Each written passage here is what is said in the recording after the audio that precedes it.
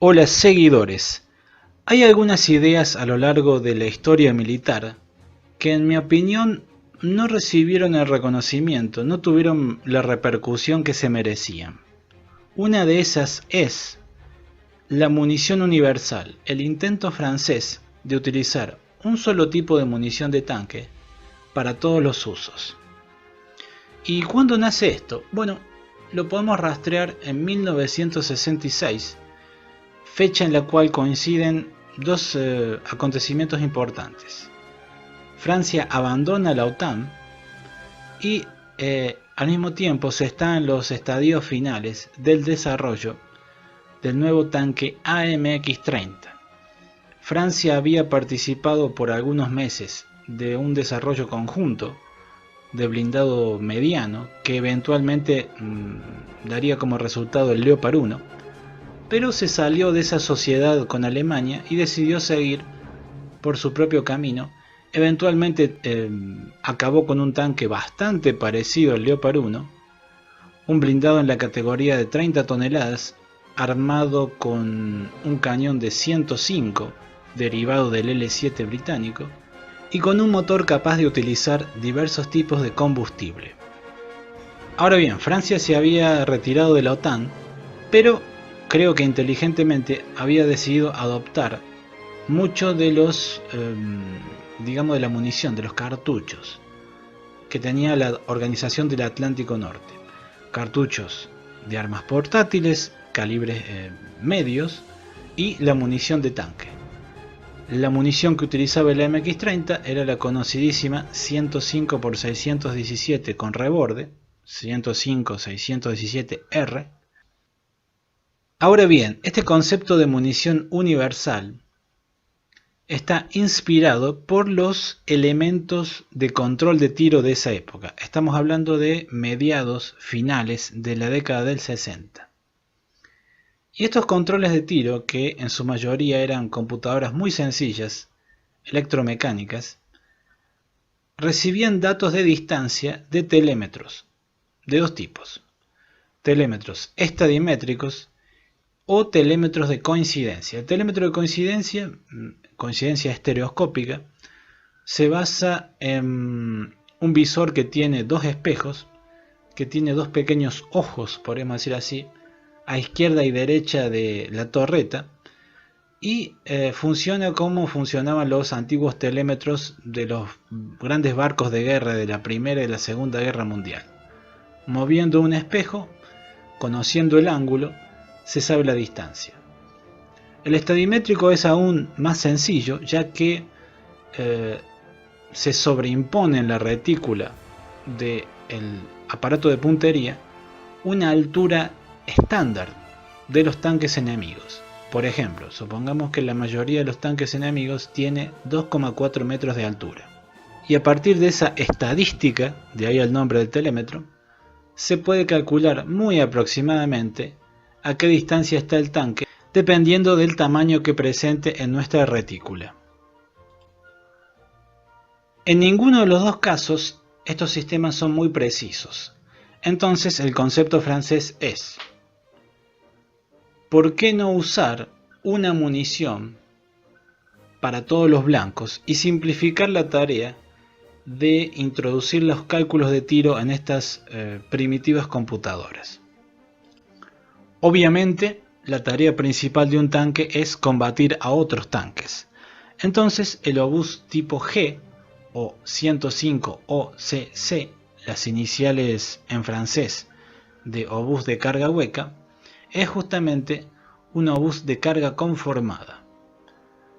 La munición, mejor dicho, el proyectil en sí, solamente hablando del proyectil, pesaba 10,22 kilos, la munición completa pesaba 24 kilos y la velocidad inicial de este obús, de esta munición, de este proyectil, era 1000 metros por segundo en el cañón de 50 calibres del AMX-30. Los 1000 metros por segundo le daban una trayectoria muy tensa hasta los 2 kilómetros y simplificaban las tareas de apuntar el cañón. Ahora, hay una cosa.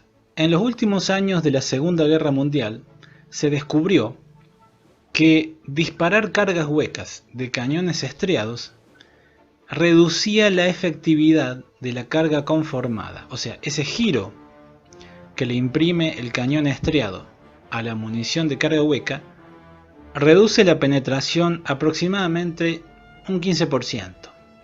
Los franceses querían tener un cañón estriado, pero al mismo tiempo querían que su obús 105 OCC tuviera las mejores características de perforación de la carga conformada. Entonces, ¿cómo hicieron? ¿Hicieron un cañón liso? No.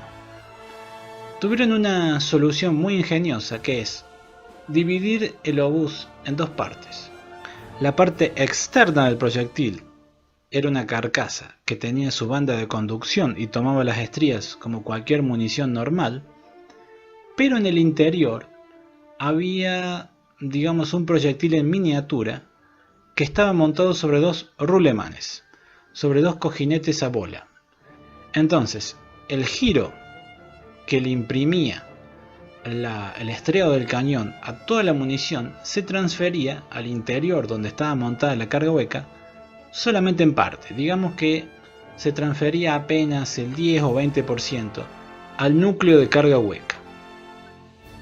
En diversas pruebas se comprobó que el obús tipo G perforaba un máximo de 420 milímetros de placa de acero cromo molibdeno, que es de las mejores calidades de blindaje convencional. 420 milímetros de placa inclinada entre 0 y 20 grados e incluso hasta 150 milímetros de placa inclinada 65 grados. Y como estamos hablando de una carga hueca que confía en un explosivo direccionado, no en la energía cinética, estas capacidades son completamente independientes de la distancia. No importa si el tanque enemigo está a 50 o a 3000 metros. Ahora, ¿cómo funciona esto de la medición de los grados para la inclinación en estas pruebas? Una placa a 0 grados está en realidad perpendicular al suelo, y una placa a 65 grados tiene una inclinación con respecto al suelo de 25 grados. Además de su uso obvio antitanque y antiblindaje, los franceses promocionaban la munición G como un excelente sistema antibúnker y con muy buenas características contra blancos blandos, elementos no blindados, por ejemplo camiones, y evidentemente la infantería. O sea, la promocionaban como si fuera la munición universal para uso en blindados, para uso en carros de combate. ¿Cuál es el periodo de uso? ¿Cuál es el periodo de apogeo de esta munición? Podríamos trazarlo de 1968 hasta 1985. ¿Qué sucede a mediados de los 80? Se empieza a popularizar, se empieza a hacer cada vez más notable, cada vez más común el uso de la munición flecha. La munición flecha, por una parte de uranio, usada por Estados Unidos y en mucha menor medida por la Unión Soviética, y existe también algunas informaciones, en general falsas, que la nueva generación de tanques soviéticos, por ejemplo el T-80 y el T-72, tienen blindajes compuestos que este tipo de munición, con sus 420 milímetros de penetración máxima, no puede derrotar. En realidad hubo mucha exageración con respecto a las capacidades de los tanques soviéticos, pero en esa época, mucho antes que cayera el muro, mucho antes que cayera la cortina de hierro, todavía no se estaba seguro de las capacidades y se exageraba realmente la potencia, la resistencia de estos blindajes de los tanques de nueva generación de la Unión Soviética. Y ahí es donde Francia tiene que seguir la corriente y desarrollar nuevos sistemas que se basen en la munición flecha. Francia nunca utilizó flechas de uranio, sino que desarrolló flechas de buenas prestaciones en 105 y 120 con núcleos de wolframio. Y así llegamos hasta nuestros días, donde estamos en la parte antiblindaje, estamos todos completamente obsesionados con los misiles y con las flechas de wolframio. Pero vale la pena recordar que hubo este serio intento francés de entregarnos la munición universal, un solo tipo de proyectil, todos los usos. Eso es todo por ahora, los veré más tarde. Les mando un abrazo.